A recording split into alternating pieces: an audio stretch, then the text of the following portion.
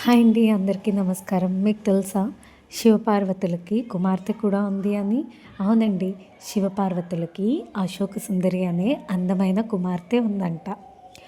అయితే ఈ అశోక సుందరి ఎలా జన్మించిందో తెలుసుకుందామా? ఒకసారి పార్వతీదేవి తన కుమారుడు కార్తికేయుడు కైలాసాన్ని వదిలి వెళ్ళినప్పుడు చాలా ఒంటరిగా భావిస్తుందంట. అప్పుడు ఆమె శివుడితో కలిసి నందనవనానికి వెళ్ళినప్పుడు కోరికల్ని తీర్చే చెట్టు కల్పవృక్షం కనిపిస్తుంది.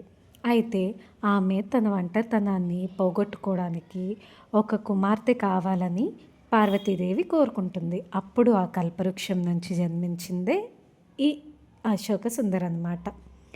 అయితే అశోక సుందరి పేరుకి అర్థం ఏంటో తెలుసా అండి? అదే అండి, దుఃఖాల్ని తొలగించే అందమైన దేవత అని. అయితే ఈ అశోక సుందరి చంద్రవంశపు రాజు అయిన నహుషుడిని పెళ్లి చేసుకుంటుందన్నమాట.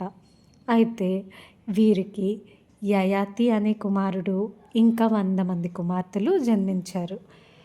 అయితే అశోక సుందరిని వివిధ ప్రాంతాల్లో చాలా దగ్గరలో ఒక్కొక్కరు ఒక్కొక్కలా పిలుస్తారనమాట. అయితే దక్షిణ భారతదేశంలో ఈమెని బాల త్రిపుర సుందరిగా పేర్కొని పూజలు కూడా చేస్తారండి. అంతేకాదు ఈమెకి లావణ్య, అన్వి, విరాజ అనే మరిన్ని పేర్లు కూడా ఉన్నాయి. ఇంకో విశేషం ఏంటో తెలుసా అండి? శివపార్వతులకి గణేశుడు, కార్తికేయుడు కాకుండా ఇంకా అశోక సుందరి, జ్యోతి మరియు మానస అనే కుమార్తెలు కూడా ఉన్నారండి. ఇంకా వివరంగా కావాలి అంటే పద్మపురాణంలో ఈ కథ ఉంటుంది, చూడండి. ఓం నమో పార్వతీ పతే, హర హర మహాదేవ్.